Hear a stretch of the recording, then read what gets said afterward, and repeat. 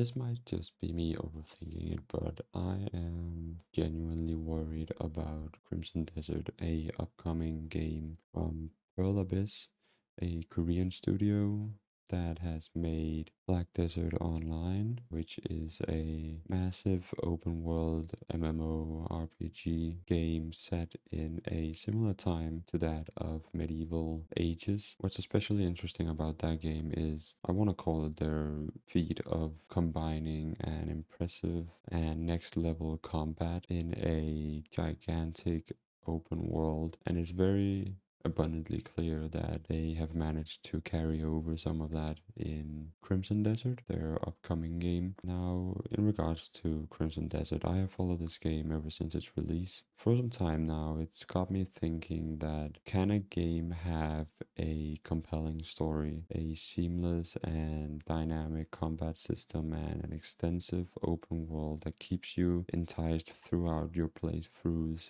as well as convey the messages all the developers want to tell. And having all these different aspects be at the level currently presented, especially in terms of the boss fights, without them overshadowing each other, might be a bit too much for a studio like Pearl Abyss. So I wanted to take a look at this game, what it has going on for it, as well as some of its shortcomings. Now, with that being said, I do want to go through each of these aforementioned sections, taking a look at how the game has been shown in various trailers. Now, the story so far is, of course, not revealed in the videos that we have seen from various outlets.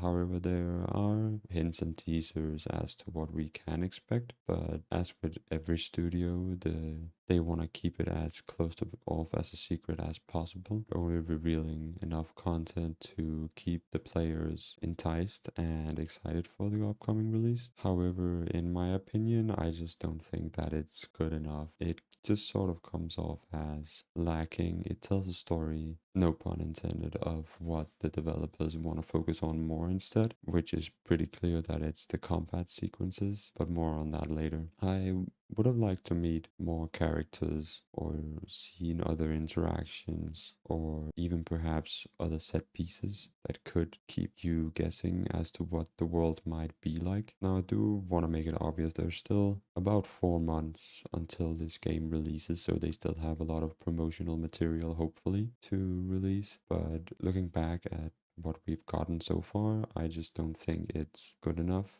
Sure, you can generate a lot of hype and excitement for a game showing the best areas of it, but only doing combat is not good enough in my opinion. Now, back to the story part, I do want to give them credit as they have shown, or maybe the various outlets have shown, that you can interact with a few different factions and there's hint at other factions that you can meet. Now, it's not clear if this is just a in and out mission or if you actually get to immerse yourself in these different kind of factions and areas outside of your main area of exploration. There's also a brief moment in one of the videos that I want to take a look at where you hear about Sky Islands, and it sort of gave me the vibe of the games released on the Nintendo Switch from the Legend of Zelda team, with especially Tears of the Kingdom, where you get to explore these Sky Islands. Now, this is the clip that I talked about. This is the video from IGN where you explore these Sky Islands and you meet new characters that has inhabited these Sky Islands. And what is also shown here is just a quick puzzle where you sort of drag these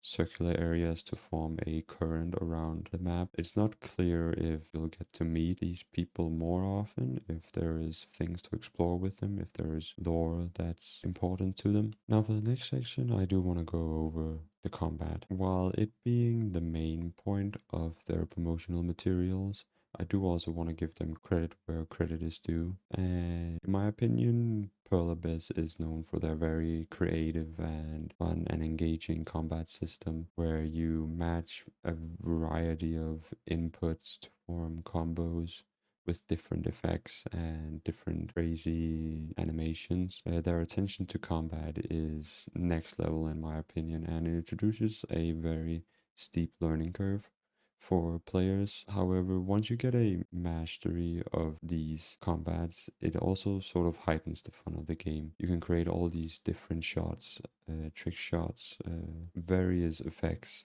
which are quite interesting to look at when players get their hands on it, because some players are very creative with the way they mix and match these different combos. And through the game Black Desert Online that I mentioned before, they have introduced a lot of different playstyles. There's of course the obvious range, there's the magical, there's the tank, there's the close combat, and a bit of support as well. These aspects has been carried over in Crimson Desert, and they proudly show them in various boss battles. These new mechanics are introduced in different aspects. You can get new weapons that offer unique effects, like summoning a spirit or ethereal being. And you can get these weapons and effects through very different means. There is a boss battle that you can do that grants you a weapon to summon these spirits. You can get them by unlocking quests and just in general progressing through the game. I do have a video that I want to show right here where the player runs into this castle, knocking over a few enemies. And I do wanted to take a brief moment and talk about this clip, because as he's running up, the animations are very fluid, and he sort of crashes into a knight and knocks him over, as well as throws another guard. I really like the dynamics and dynamism of that sequence, but if we take a further look, he of course ends up fighting another round of enemies. There's different finishers, there's different ways to knock over enemies, and he actually manages to spear an enemy. And especially here, there is a bit of a clunkiness. Now, it could be just because this is a knight riding a horse, so it could be quite difficult for the game to register the hitboxes and sort of match these hitboxes to hit. So there is of course a bit of polishing, in my opinion, to get these levels of combat that I think Pearl Abyss are masters of. And another one I wanted to look at is actually the thing that I mentioned with the weapons summoning a specific being. It comes from this fight, I do believe. Yeah, here we go. You can summon this ethereal being, or in this case, the cursed knight does the summoning. It's quite interesting to look at this, because it just shows a level of creativity that is very engaging to the player, that you don't have to do either quests to get everything for your character, but you can explore the world and get it through different means. Now, the next section I want to take a look at is the open world. The open world seems very expansive, it seems ambitious, it seems well optimized, and it also seems very optimistic for the developers because of the level of scale that they have for the open world. And it's very impressive, and you can see as far as the eye can reach. It's definitely a positive that they managed to create a world like this. From what we can see in the trailers, it seems to run well. Now, I don't know what piece of hardware it runs on, but I'm assuming it's probably running on a high-end PC, maybe even a PlayStation console. Now, we have been giving the specs of the game, and it got me a bit worried, because if I just quickly pull it up here from the Steam page, you can see right here the recommended ones. What's particularly interesting is the graphics. It is a RTX 2080. Now, the 2080 isn't a piece of hardware that has trouble running some of the newer games, but it's also started to become a bit of a older graphic card, and I could see it starting to struggle, especially with this game and the level of details that they have for this game. In that case, it could be quite problematic. I think it's important here to clarify what I mean, since it isn't that obvious when I recorded this. Getting a game to run an RTX 2080 in 2025 is an impressive feat in and of itself, giving the tendency for gaming studios to over-rely on AI upscaling and letting AI do that work instead of natively. I'm not saying that an RTX 2080 is unable to run this game, but it is likely that this is overestimating the capabilities of an RTX 2080 in 2025, especially especially if you want to hit a consistent 30 FPS or even 60 FPS. Either the game is gonna look horrible or the rendering is turned down extremely low, giving the literal scope and very impressive rendering we've seen so far of the game. Now, I haven't been able to find the specifications on how well this build would be able to run the game,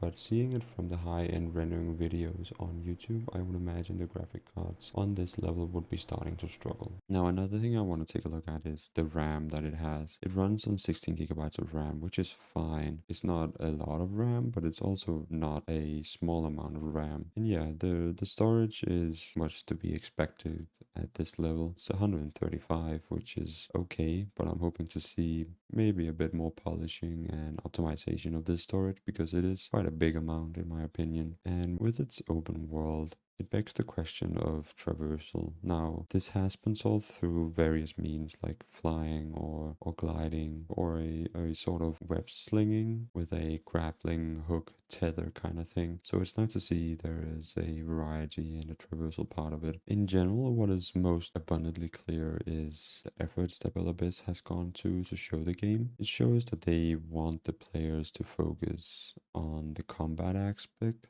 of it, as well as the boss fights in particular. We've seen one of the first trailers with a Yeti boss, I wanna call it that. It's a giant monster living in a snowy region with white fur, so it's probably the best description that I can give it. And in my opinion, it's one of those moments that really lit an interest towards this game, as well as the more prominent and newer trailers that we have seen with the mechanical dragon and the cursed knight fight that I showed. Now, for my ending thoughts, Crimson Desert leaves a lot of questions, as it should, if they want to have any people stick around for it really. However, its promotion focuses too heavily in a select few aspects. For example, the combat, which is backed by IGN in the exclusive preview they did. They also mentioned the heavy focus in this combat area and the boss fights in particular. And in my opinion, Crimson Desert should shift their focus towards marketing the whole game instead of just select few areas of the game. I would like to see perhaps some customizations options, like either armor, clothing, or things that makes your character feel more personal. Now, I am not an advocate for microtransactions, as nobody really should be, but I'm hoping they offer a few options to earn some cosmetics through the game instead of it just being pieces of armor that you can pick up and then you're tied to the appearance of them. They could also showcase skills like a possible skill tree showing more of what you can do in terms of traversal if there's anything other than gliding and web slinging. They could perhaps showcase even more mounts. We have seen a few different mounts. We've seen a giant robot as well as some other kinds of mounts. They've showcased a mount, I believe, developed by Woven Factions in the game, but I would like to see more mounts as well to expand this game. And that's all I really have to say as of this moment for this game. I'm hoping they look into promoting new areas of the game that we haven't seen, expanding on what you can do in the game instead of focusing solely on it being a boss fighting simulator, because it would really benefit from it. With that being said, that's all I have to say right now. I do hope that you stick around for future content, and I look forward to creating these different videos on different topics, and I'm hoping you would stick around to watch them. And that's gonna do it for me. Thank you guys so much for watching, and I'll see you in the next video.